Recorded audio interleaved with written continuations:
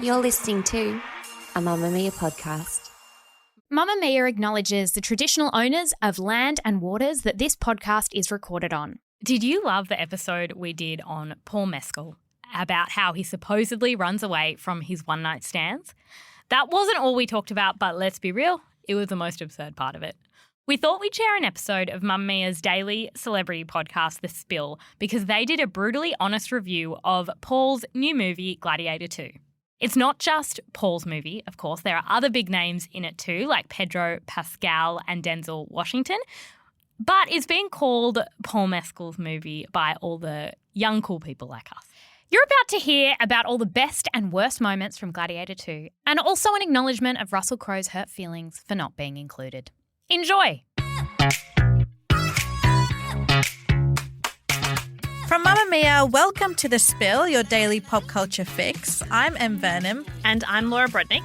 And on today's show, get your horses and carriages out because we're diving deep back into the BC time. Or is it AD? Unclear. It's AD. We're going back to the Roman Empire where Paul Mescal killed everyone. We are going to be doing a much anticipated, brutally honest review of Gladiator II. Yes, and Weekend Watch is always in there. If you're not across our brutally honest reviews, they are where we let you, the audience, know they're coming, so you know whichever movie or TV show that we're going to be having a passionate debate about. And it's really just a space for us to give our honest thoughts, behind-the-scenes stories, really go deep into the core of this thing that we have been obsessing over since we saw it. And obviously, spoiler alert, we're going to be talking about the ending. So we've given you a full week, which we're very kind people. We'll give you a week to watch it. But yeah, spoilers. Yes. I mean, Paul Mescal said he wanted people to see this in cinemas. And if you've disappointed Paul, I'm just going to say that's on you. You disappointed us. So Gladiator 2 is what we're here today to discuss. So first of all, I have to ask you a very important question. You've seen Gladiator, the original, right? Yes. But I saw the original after Gladiator 2 was announced. Yes. But you went and did your homework before you went to the premiere. Many did not. Maximus, Russell Crowe.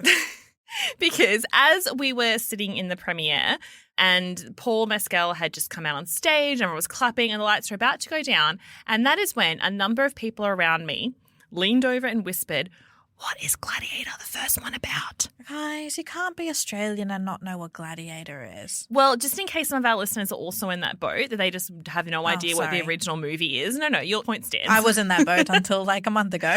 I just love that everyone was sitting in the cinema about to watch this movie. And it's fair enough that you hadn't watched the first one if that was your choice and that's the piece you'd made with whatever god that you subscribe to. However, it's a weird thing to start worrying about it like as the lights go down. So just in case anyone else is in that boat, Gladiator came out in the year 2000. You've had 24 years to watch it. Yeah, time is ticking. Historical epic drama directed by Ridley Scott. It was a huge success when it came out in the year 2000. It was actually the second highest grossing film of the year. Ooh. It received almost universal critical and fan acclaim. Everyone was basically saying, this is the best movie we've ever seen. It also went on to win 5 Academy Awards, including the very coveted Best Picture and also Best Actor for young Russell Crowe. Ah, little hottie. And the most Oscars, I believe, one of any movie that year. So a real clean sweep across the board.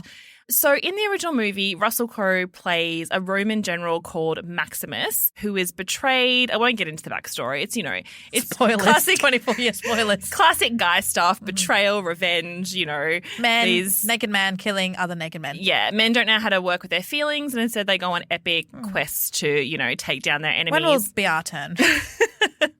So Russell Crowe is, Russell Crowe. Maximus, they're all very interchangeable. Okay, it's Russell and Paul. Yeah, we're going to be calling them Russell and Paul henceforth instead of their character names. So Russell Crowe, reduced to slavery, becomes a gladiator and rises through the ranks of the arena. And spoiler alert, because it's very crucial to Gladiator 2, he dies at the end. Mm-hmm. Which brings us to... He had a good run. Did he? I think he did. Yeah. I guess he died trying to save his family. He died for a purpose, for something greater than him as a man. That's all any of us can ask for. I mean, I don't want that to be me. No, I would never die for anyone. I wouldn't die for anyone. I wouldn't die for you. Wouldn't die for Kim, our producer. I'm just saying that now. But speaking of Kim, our producer, so you're saying this is the recap of Gladiator 1 because... Okay, you do kind of have to have a sense of Gladiator 1 before you watch Gladiator 2. However, I was sitting between our video producer, Julian, and our producer, Kim, both have watched Gladiator, both had no idea what was going on. The amount of questions I got from these two people was insane. People asking me questions in the movie quite stresses me out because I'm like, please hold questions till the end, first of all, no talking during the movie. You're interrupting me watching men kill themselves. Second of all, I hate it when, like, I guess this is different because they could be like, is that the guy from the first movie? And you can be like, no, shut up. But it's more so when you're watching. What is he, like 100 years old? There's so many movies I go to and it's just a brand new story and like a friend or whoever I'm with from work will lean over and say, what's happening here? I'm like, we have the same information. We're watching the same movie. My mum does that all, like opening credits. Yeah. She'll be like, why are we at the beach? I'm like, Mum, this is literally the first scene. Yeah. I don't know why they're going to tell us. Okay, now that we've put that gripe out there. We had to get that off our chest. That's just a love letter to all of our friends and family not to talk to us in the movies. So basically Gladiator II takes place many, many years, like well over a decade after Gladiator I. And we know this because the son of Maximus, Lucius, was a child in the first movie and now he's a grown-up, buff adult man in the form of Paul Mescal. Looking very hot, it must be said, and will be said many times throughout this podcast. So that is the biggest spoiler in the entire film. I think people knew that going in, right? Yeah, I knew it, but that's because, like, we're Gladiator fans. There were some people in the cinema, Kim, who were like, what's going on? Who is that? So after Maximus was killed, Lucius was, like, spirited away secretly by his mother Lucilla, played by Connie Nielsen, who is reprising her role from the first movie as Maximus's lover. Can we talk about some lowbrow rumors for a second? Oh, sure. I was watching an interview when they were doing the press junket with Paul Mescal and Fred Heckinger, and the interviewer asked Paul if Russell Crowe had called him and, like, given him some tips. And Paul straight away was like, no, I haven't talked to Russell Crowe. Like, I haven't talked to him at all. And I was like, knowing what we know about Russell Crowe. But he's an angry, angry man. It has to be said. He would agree with that. He would agree with that. I feel bad for Paul, but you know what? This movie was great, and I just feel like if Russell just gave him like a few like tips or like had like a few little cameo roles, like I think that could have just been like the perfect movie. It was a great movie. I think that could have made it perfect. Oh, can I tell you a rumor that I think an unfounded accusation, it must be said, around why there might be bad blood between Paul Mescal and Russell Crowe. A rumor that we are starting here on this very podcast. I mean, the bad blood, this one's been around for a while. I mean, when you have a blockbuster movie like that, of course, everyone starts saying afterwards, after you've won all the Oscars and made that much money, sequel, what do we do next? And so Ridley Scott and the team behind the first Gladiator movie were in talks for a long time to try and get a sequel up much sooner than 20 years. With Russell Crowe in it? Well, allegedly, again, massive allegedly, Russell Crowe had thought he could probably come back because, you know, the biggest role of his career at this point. How did he think he'd come back? He literally died. Well, apparently he favoured a fantasy element in bringing Maximus back to life. But the studio were the ones who were like, no, it's not a magical show. We can't bring you back to life in any kind of way. And they were the ones who were really pushing on having his son take on the main storyline because they were like, what about that kid? What happened to him? Yeah. Surely he grows up to be a little mini Russell Crowe and we cast a hot young actor. He could have done something like a Mufasa situation, you know, where he appears in the stars and he's like, Lucius, look to the sky. I am always with you, Maximus. And he's like, wait, you're my dad? I thought you were just some idol I liked. It's funny because they kept having all these almost like ghostly moments throughout the scene where Maximus, aka Russell Crowe, was meant to be there. Like, did you see how like the wind swept some of the gravel where he died on the arena floor? They tried so hard to make it look like Russell was there, and we knew he wasn't there. Well, that scene right at the end where he's like stroking some flowers, like a field of flowers. Yeah, and he was stroking the gravel where his father died. Oh my God, I wonder whose hand that was. I wonder how much they got paid. Yeah, to be Russell Crowe's hand. So that all happened. Okay, back to the original movie. So that was fun, though. Yeah, it was a little fun segue. R.I.P. Russell Crowe. He's still alive, but is his career? I don't know. No, it's fine. He's fine. It's fine. I once bumped into Russell Crowe at a premiere, and because of where we were standing, our faces smashed together and our noses touched. And that's beautiful. And he looked angry at me, but he looked angrier at all the people around us who were there to support his movie. So okay, all right, Russell. Okay, just an angry man. So it starts off with Paul feeding some chickens, right? He's like in his beautiful country home with his beautiful wife, his hot They're wife. The most good-looking people in all of the land, probably in that entire century.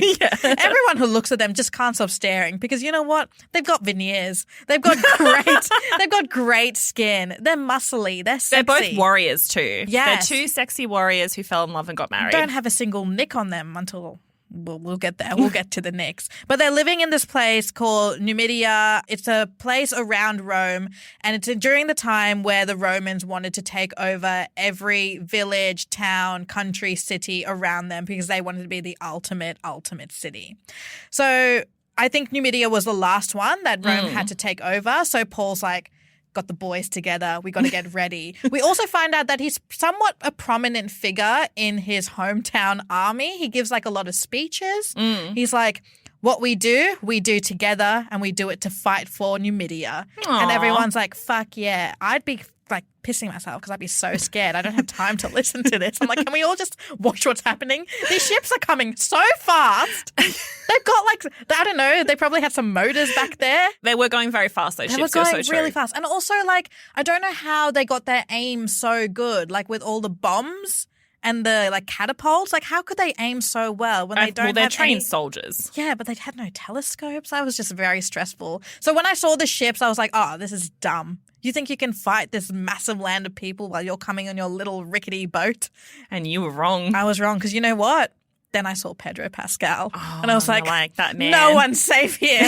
The minute I see Pedro Pascal, he did one of those things where like he sees his soldiers fighting and trying to get up a ladder and he's like, ugh, I have to do it myself. And he just like pushes everyone away and he's like, I'll get up there. He gets up there. He kills some prominent people. And by prominent, I mean Paul's wife. Paul's hot wife. That was actually a very sad moment. A lot of moments in this movie are very cheesy and silly, especially it has to be said a lot of the deaths because some of them, as the movie goes along, some of them get a bit comical. Yeah. We'll get to it, shucks.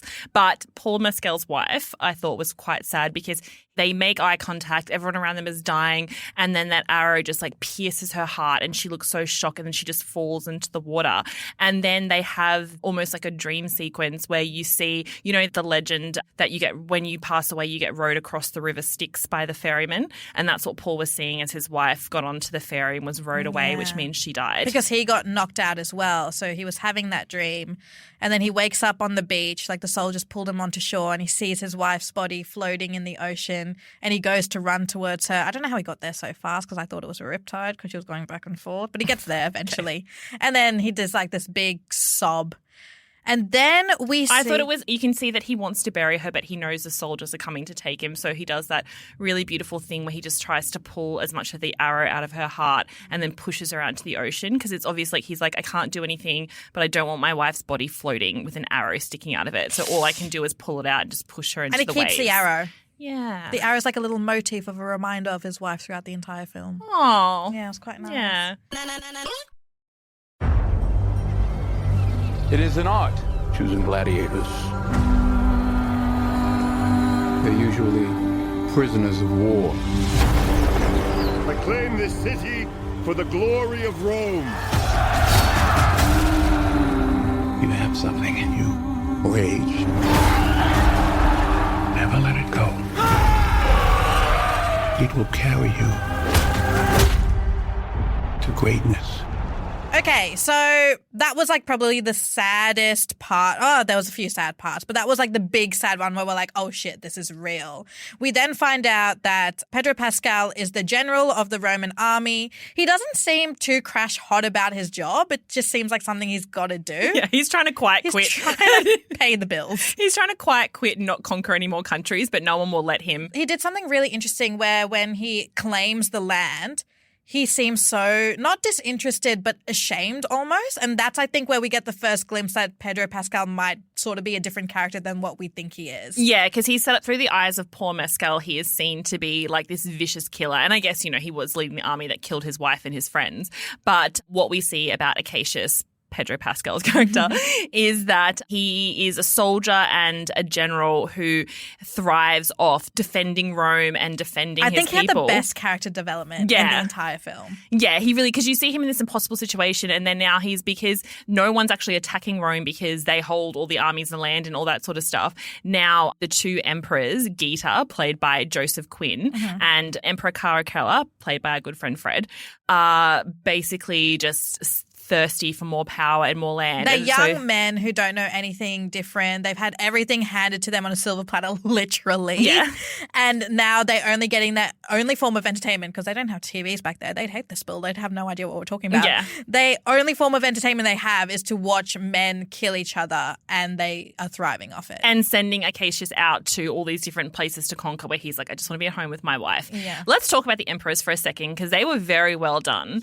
That was scary. They were, because they have that thing, like we were saying when we did our little review of this on a previous episode, is that they have that thing is that they're entertaining to watch, but they're also like, I have like a deep hatred for them. And I think that's very hard because to hate a character, you also have to see them as like fully formed people. And I really could just see these two spoiled, awful men who were just being brought up with immense power and privilege, no idea what to do with it. And instead, they weren't even that power hungry. Like they were to an extent, but they actually cared more about entertainment and being really sadistic. And they wanted people to take them seriously. It reminded me so much of Joffrey in Game of Thrones. Yeah. Like that same character. 100%. And I think we talked about in the last episode, it's such a dangerous villain because they don't kill out of hatred, they kill out of joy. Yeah, 100%. Like they're just completely unhinged. Like no one is safe. Like anytime they feel like someone's betrayed them or they think someone's making fun of them or they think someone's not on their side, just immediately killed. So Ridley Scott described the characters as damaged goods from birth. Oof. And this is the wildest thing I've ever heard. So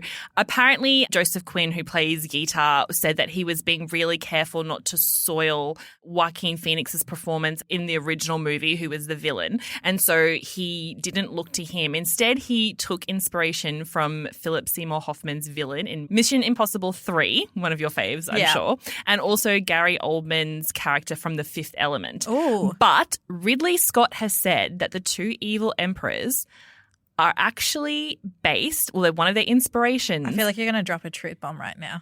Are based on the cartoon Beavis and Butthead. No. You can take me, but you cannot take my bunghole. I am the great cornholio.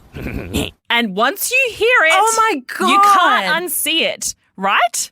If my have you watched God, Beavis and Butthead? yes. So it ran from 1993 to 2011. Like it went for so long. And it was basically about these like really dumb teenagers and all the crazy, ridiculous antics You they got up hated them, to. but you loved them. It was like the epitome of like dumb humor. Yeah. Oh my God. And how that's they just riled changed each other up for and me. everything. Literally, this whole epic, dramatic story is based on Beavis and Butthead. And it was, their whole thing and their like obsession. Like I think my favorite scene in the whole movie was them calling in Paul to watch him fight. Yes. So what we just skipped over was like all the strong men from Pedro Pascal from the place that he just kind of violently murdered. All the survivors and the strong men were taken prisoner back to Rome to be sold as gladiators. The person who controls the gladiators and owns them is Denzel Washington. Very sexy man. Yes, everyone is really sexy in this movie and have great teeth. Even though they're being evil, campy, ridiculous, like Denzel Washington was like, it's so funny because everyone feels a bit like they're in a different movie, but it all kind of works. So And Actually it feels feels like- like they're in a different movie because they all kept their accents. Yeah. Everyone kept their own accent. everyone's like, we're all in Rome, but we all apparently grew up in different places and we will not address it. Paul Mescal feels like he's in a limited drama series. Yeah, what's going on with And that? well, apparently Ridley Scott cast him after he watched Normal People because he was looking for a comfort show. I love that Ridley Scott watched that show before you did. He's like became a Normal People fan before you because you Have have. they called Normal People a comfort show? That's deeply Yeah, I was like, oh my traumatizing. God, Ridley, please, I can give you much better. You're clearly not a comfort shows. 20-something-year-old woman who's struggling for a life. And he was like, oh, that man's interesting. There was many people up for the role. One of them was Austin Butler. And I'm just glad that didn't happen because he's such a method actor. He would have tried to like fight actual gladiators and he would have been killed. We find him in a zoo, like just trying to slay all the The animals. monkeys have like taken him out because like I think you could take Austin Butler Yeah, out. it can't be a method actor. I'm glad it was Paul. Also, we forget that they filmed this really early on. Yeah. Because I forgot that like he did all of the other stuff that's come out like After Sun and things like after Gladiator. Yeah. And it's crazy how he probably filmed all of this with like no press because straight after Normal People, it was during COVID. So no one really knew him. He had time to put his Instagram on private. Yeah. He did all of this stuff. He only has like 200,000 followers. And then like imagine making a movie where no one really cares about and then suddenly everyone suddenly cares and the Yeah. premiere is just 10 times bigger than what I know, you would and imagine. it's the sequel to one of the biggest movies in the world. It's so funny because Ridley's like, oh yeah, I jumped on a Zoom with Paul and gave him the role after he saw him in Normal People. I'm just imagining how that conversation went is like Ridley Scott saying, so do you want to be in Gladiator II? And Paul going, yeah, all right then. And look, it worked out. And then Pedro Pascal, I think he's in Gladiator. He's in the Gladiator that the filmmakers... Pedro Pascal's like, shut up, I'm the Gladiator. Yeah. He's in the movie that the Gladiator team want us to think we're seeing, which is a very prestige drama, but very, based on history and character development, all those things. And then Denzel Washington is in a Ryan Murphy TV show.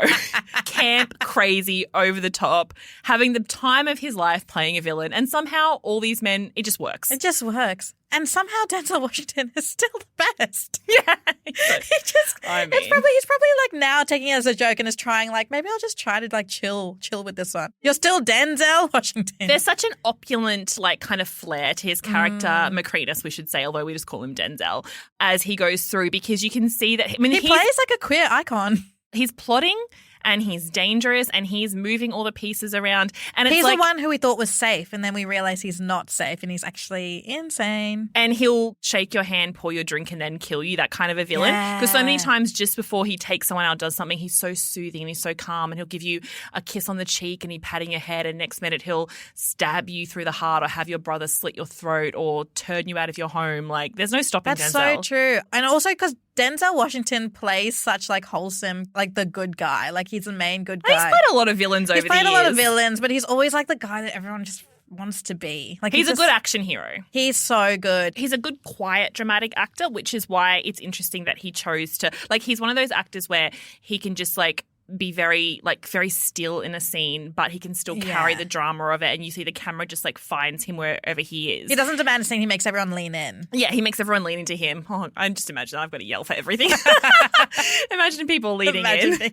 But in this, you can just see he came in and he was like, I can see other people around me maybe going smaller and quieter, and I'm going to go big, and I'm going to stay big for the whole movie. He comes across firstly as someone you feel like you can trust. Like he almost is like a mentor to Lucius, to like Paul Mescal, where he wants Paul to be like his best fighter. Yeah. And he's like, what do you want? And Paul's like, the entire Roman army. And then Denzel Washington's like, too much. But then he does it. He gives him. He's like, here's your army. I've done my job. Yeah. What are you going to do for me now? And then he's like, I want the head of General Acacius. And then and then Paul had to go and be like, actually, this is not what I want. And it's like, well, too late.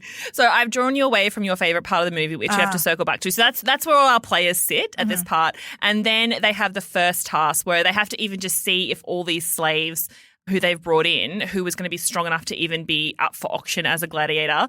And that's where some creatures come in. Oh my God. Okay, so I got really confused in this scene because the first gladiator scene where the gladiators are fighting, you think they're going to fight each other, but then like this herd of monkeys just come out of nowhere ready to attack them. And I was looking at these monkeys and I was like, were monkeys like this back then? What do you mean? They were like they were insane monkeys. They were like dinosaur monkeys. I'm not completely sure. That surely is not what they look like back then. I mean, potentially. I don't know how much monkeys have changed over time. I guess they have. Like the thing is, where would they have gotten shot? Sorry, I'm jumping ahead. Going back to the monkeys. So it's hard because they were smart monkeys as well. Yeah. Like they knew how to kill a man, and they knew they had to kill a man in the first place. Yeah. If I was just a monkey there, I'd be like, oh, what am I doing here? Or how do they stop the monkeys from fighting each other? Because they had a purpose. Each monkey went for an individual fighter. They had a game plan back there. They were sitting with Denzel Washington, and Denzel Washington was giving them a fight plan. And they were like weirdly like CGI monkeys, but in a weird way that that made me feel like, could that have been real? Apparently, they actually did used to put many different animals in those arenas. But so did those I'm animals sure exist back? Like, yes, Emily, monkeys have been around for a long time. No, but those kind of monkeys were crazy. The CGI monkeys, I think they're new. They looked insane. They look like monkeys from like Planet of the Apes. If Planet of the Apes took place in like 2034. Yeah, there was an alien element to the monkeys. Yeah. You're right. And even though they were throwing those darts at them through the different cracks in the Colosseum to make them angrier, they still, I guess, were very targeted. But then also Paul Mescal has a very kind of throwdown moment with the monkey that he's fighting. He first tried to protect his friend who tragically died. Yeah. He was just like, I'm not dealing with this. But he was ready to die. That's he fair. was like, it's my time. And then, Paul Mescal, I don't know, pulled out some chain. You're forgetting the moment where he bit the monkey's arm and the monkey screamed. Yeah. That was, and they didn't have rabies shots back then. So that was a gamble in itself. I just remember going, ew. And I'm like, it's literally germs are the least of his problems. But imagine putting your mouth on a monkey. I was like, Paul Mescal, I would never. And the monkey then kind of respected him for a little bit. Like there was a hot second when the monkey looked at him and he was like, I cannot believe you just did that to me. But honestly, respect. He's like, he fights dirty and I'm loving it. Somewhere in the universe there is an alternate script where Paul Mescal and the monkey form an alliance. And then we have Planet of the Apes.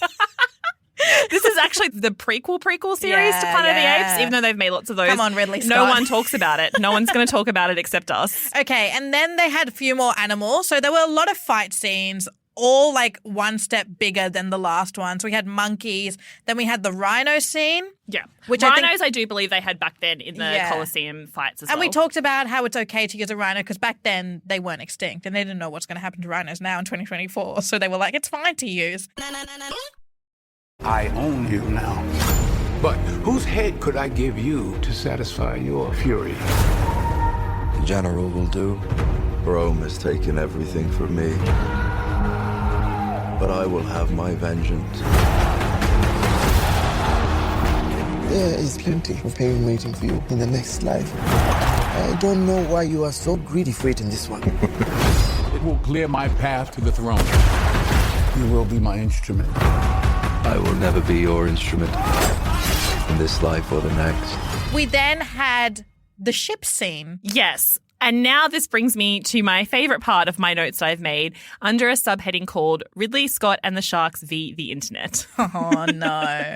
So Ridley Scott does not like when people question his movies in any way. He particularly doesn't like when people question the historical accuracy of his movies. He's protective of his art. So when he released Napoleon, remember how he did Napoleon movie, kind of didn't really take off with Joaquin Phoenix. There was a scene that turned out to be quite controversial in the movie. Scene. He does love a water scene. He also loves a cannon scene. So in this scene, he has Napoleon fire cannons at the pyramids. Mm-hmm. And people got very upset about it and saying it wasn't historically accurate. How dare you? He wouldn't have done that. They didn't have those type of cannons back then. Like, people got very intense. If anything, Napoleon respected the pyramids. That was like, did Napoleon actually do that? You're like tarnishing his name. And then Ridley Scott did an interview with the Times and they asked him, like, big backlash to the cannon scene. Do you want to speak on that? And he said, excuse me, mate, were you there? No, well, shut the fuck up then. And anytime anyone has asked him about the cannons, he's like, were you fucking there? Were you fucking there? No. Oh, my God. And look, he makes a good point because, you know what? We weren't there. And also neither were you, but he's just saying we should all, like, leave it to imagination. Yeah, do you see us making scenes? No, unless you're making your alternative cannon scene, leave him alone. So the scene in the movie, they flood the Colosseum with water and they have the two different ships just come weird, in. Because I thought the water would just sink through the ground. Well, apparently they actually did that. Yeah, I don't want to brag, but I went to the Colosseum this year. Whoa, that's right. Yeah. And as I walked around, I was trying to just listen to the history from the guy because it was amazing. And Weren't they going through a drought? When they get all this water? As I was doing the tour of the Colosseum in Rome, I was trying to listen to the guide. I was also trying to look for the cat that lives there that apparently like attacks people, but if you scratch on its tummy, it rolls over. So that was really taking up a lot of my time. But I was thinking about Paul Mescal and Pedro Pascal because I knew this movie was coming out. Yes. And so I was trying to store all the thoughts in my mind. And the guide was saying that they did used to fill the Colosseum with water. They did used to bring boats in and they did used to have gladiators or different people fight like a staged naval battle, either constructed in a body of water, natural or man-made, or in a building. And so there is some evidence that they did fill the Colosseum. That's pretty cool. I mean, tragic, but cool. I don't want to see anyone be killed for fun, but apparently when this movie came out, because as we were watching, even though I had that in my head that they had filled the Colosseum with water, as we were watching this scene in Gladiator II, I was like, guys, you've literally jumped the shark. And not just because there are sharks on screen, but like it just seemed so silly of the way they were doing it with like the sharks swirling around them and then the boats were on fire and then different like gladiators kept getting knocked off the boat and then the sharks were like viciously like ripping them apart. Eating them. Yeah, which we know unless they were like, I don't know, but like that's not real shark behavior. How did they get the sharks in there? How did they find so many sharks? Yeah. They're all like big size sharks. It wasn't like a family of sharks. So many sharks. Yeah, where were the baby sharks? I guess they have like a lot of... And did they starve the sharks before putting them in there? Because maybe that's why they ate the men so quickly. But then wouldn't the sharks eat themselves? Because like sharks don't just see any kind of human being and being like, I'm just going to instantly like ravenously attack that person. Like there's different reasons behind it. And also sharks don't really like eating people. I was listening to an episode of The Quickie and they had a shark expert on. And they asked him, were there sharks in the Colosseum? They asked him like, like about like shark attacks on people, and they said that shark attacks happen out of accident, not because the shark wants to eat the person. Apparently people for sharks, kind of like how we smell perfume, like it smells good, so they kind of taste it and they're like, no, but I can't actually eat that. It's not for me. So it doesn't make sense to me. Well, Ridley Scott would beg to differ because... Oh my God, I would not tell Ridley Scott this. Ridley Scott, if you're listening, I'm no sorry. one send this podcast I love to the him. sharks. I love the CGI sharks. I think it's completely believable. Well, during the press tour, someone did ask him from Collider no. and they said the sharks weren't there in real life, and Ridley Scott said, you're dead wrong. The Colosseum did flood with water and there were sea battles. Dude, if you can build a Colosseum, you can flood it with fucking water. Are you kidding? And to get a couple of sharks in a net from the sea, are you kidding? Of course they can. Yeah, you idiot. I love you, Ridley Scott. I love how we just had a conversation about how to get the sharks in and he's just like, what do you mean? They got a net. No further questions. So Ridley Scott says it's historically accurate, so we're going to say it's historically accurate, even though it was very funny to watch. So I also want to talk about Colleen Nielsen's role, the role that she reprised, Lucilla, who played Maximus's lover and then Paul Mescal's mum in this new movie. I mean, what a woman. I found her role quite interesting. It feels like her role was the one that kind of pieced everything together because she had like a few dramatic scenes, but it also felt weirdly rushed. Like I felt like her scenes in particular were very rushed, especially between the second and third act. And it was just very confusing because if you took out all the fighting and all the like bleeding and the staring and the politics and stuff, and you just focused on like the heartfelt storyline between Paul finding out who he really is and like his mum and his dad and mourning his wife, it feels quite disjointed. So the part where she goes, visits him for the first time and kind of he figures out while she's there that he is her son, like she is his birth mother, he yells at her. He's like... Well, of course, because he feels like, just to defend Paul Mescal for a moment, he feels like he was sent away and then forgotten about, and he's looking at this woman and you can kind of feel like he knew straight away that it was his mum, but he was kind of repressing it.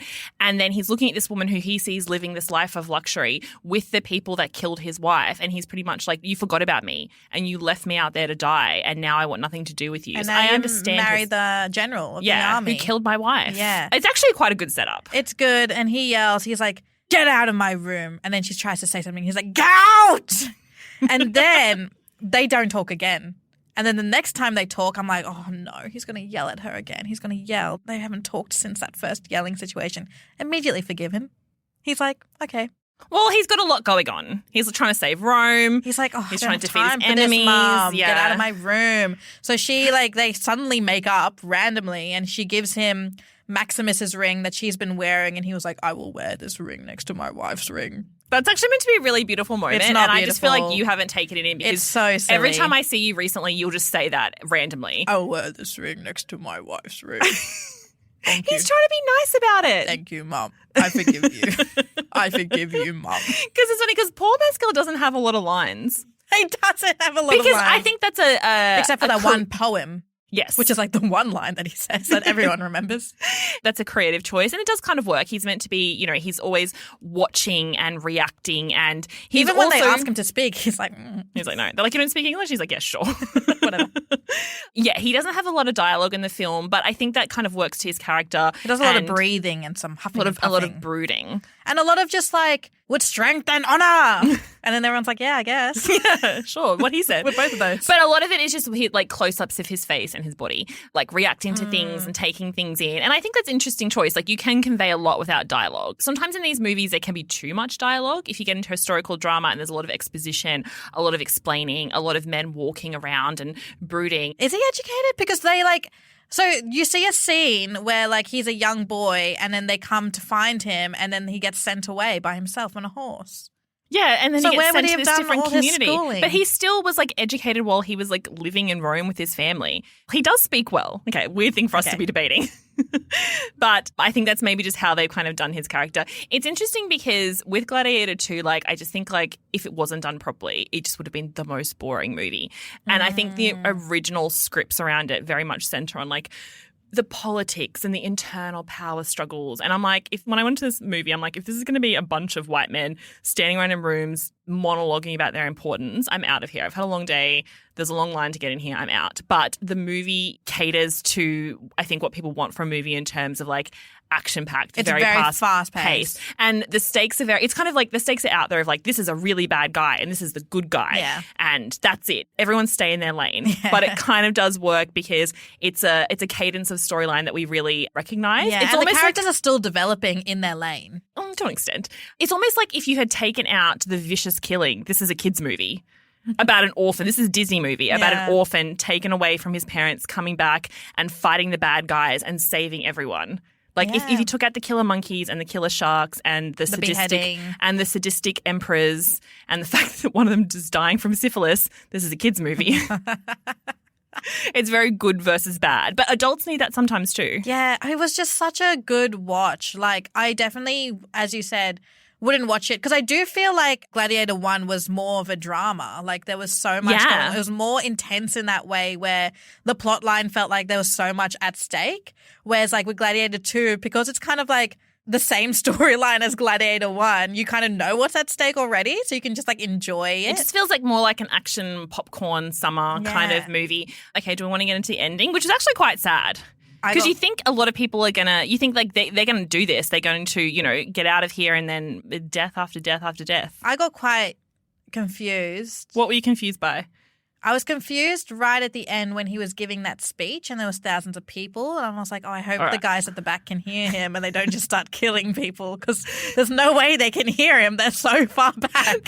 Like, how do they all know that we're not fighting? Like, I don't think that message has been passed on accurately. Okay, so in armies they have like systems back in the olden days when they have like walkie-talkies or anything of how to like pass that along. Like you have a person who's in charge of like each section and like they pass the message it's like, pass it on. Soon Stop killing. Soon you're getting a message going, kill. And you're like, wait, kill? Just because one guy forgot to say stop killing. Okay, but before that, we have Denzel Washington rising to the power of Emperor because quite quickly, he tricks overnight. That was an intense scene how he tricks the brothers. He tricks the little Emperor. This is how we're going to describe him. He tricks the little Emperor whose brain is addled by syphilis, which is very sad for him. Tricks him into killing his brother because Denzel's thinking like the younger one, the little one, is easier to control out of these two crazy emperors. And then Denzel wrangles it so that the little Emperor, who's the one who's ruling now, I guess names his monkey first, which everyone was a bit stressed about, which is fair enough. He wasn't there for long. And then named Denzel. And then when Denzel stabbed him through the ear. Ew, with that pin. Yeah, that's a bad way to go. Yeah, I don't want to go that way. Leaving him to be in power. But then they're having the big throwdown fight. And then we have the death of Acacius, which I actually thought was really sad. But I thought it was very satisfying to have that big throwdown fight between Pedro and Paul because the whole movie had been building to that. Yeah. And see Pedro trying to say, Acacius, I need to call them the character names, being like, no, like we're fighting for the same thing and being like, I won't kill you. And then I think the big emotional turning point for Paul Mescal was him also putting down his sword because the only thing that had been getting him up in the morning and getting him through this was killing that man, this man who was in front of him. And then he had to make the choice to put his sword down. Oh. And then, but they killed him anyway. And then Paul went, look what you do. Do you like this? The killing of your general? I'm like, all right. I feel like Paul's in the room with us right now. Man of many words. I think they were trying, because one of the most infamous scenes from the original Gladiator and the one that people still repeat to this day is, are you not entertained? Yeah. And so I think they were trying to make that happen. Oh, but I wish he said that. How good would that have been? So great. Might have been 2 on the nose. He would have gotten a standing ovation in that cinema. But you know what I thought was the real kind of just one of the ugly kills is when Lucilla, Connie Nielsen's character, is tied out on the thing in the middle of... she was the last living person for him. Yes. Like the last person who like probably had love for him. Yeah, he lost his wife, he lost all of his friends, he lost his mentor, and that was like just when he got to Rome and then he was losing... that was just the beginning of the movie. Like the credits are still playing. He's lost all these people. We're still in Act 1. Exactly, opening scene. And then he's lost a lot of people that he'd made friends with since he got there. He's lost Acacius, who was like a new friend. Denzel, he thought he was going to be there for him. Betrayed. And then he's only got Connie Nielsen left. And The way she dies with Denzel Washington, acting, I'm just going to say, like a little spoiled brat. Yeah. Like he's losing the war and he could just run. He could leave. He could find his army. But he wanted to take everything from Paul Mescal. And shoots He's like, her. this is not your movie, Paul Mescal. Yeah, it's my, it's my movie. Denzel Washington. And then Denzel Washington, the man, the actor, takes the bow and arrow and shoots her through the heart. Yeah, great aim. In the same way that Paul Mescal lost his wife in the opening scenes of the film with an arrow through the heart. I'm surprised he's not traumatized by arrows.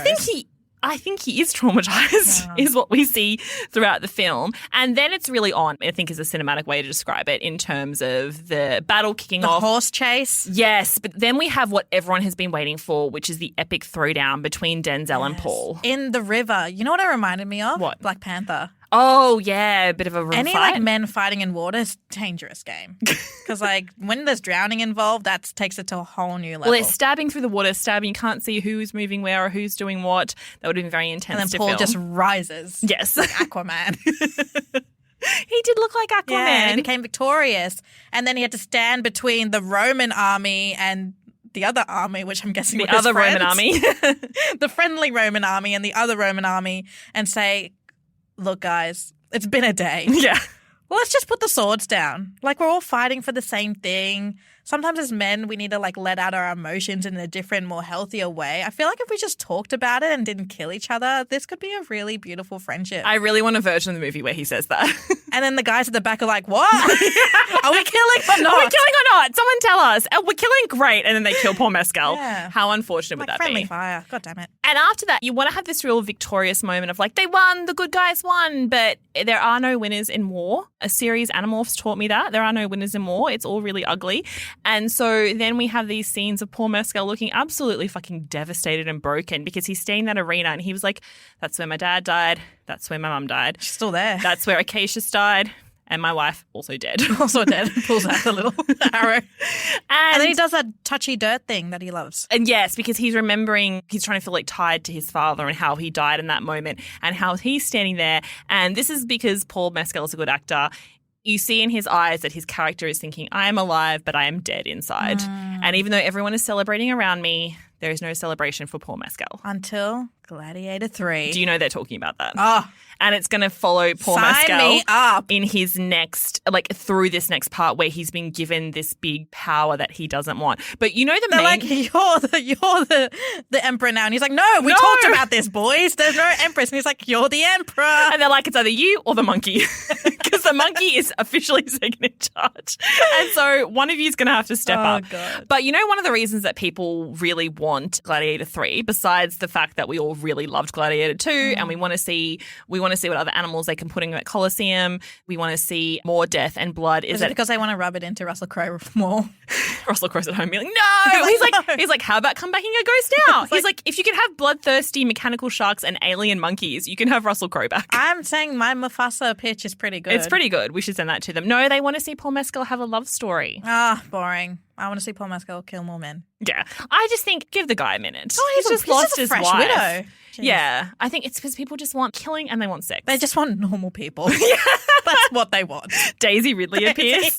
Daisy Edgar Jones appears. He's like, that's why they cast Joseph Quinn because he kind of... Joseph Quinn's dead, so Paul's like, well, who's going to be Oh my God, Daisy Edgar Jones can appear as the sister of the emperors. And even though women can't have power at that time, it's going to be her evil husband who takes over. And then Paul kills the evil husband and then him and Daisy get together. And then they make normal people too. In Rome.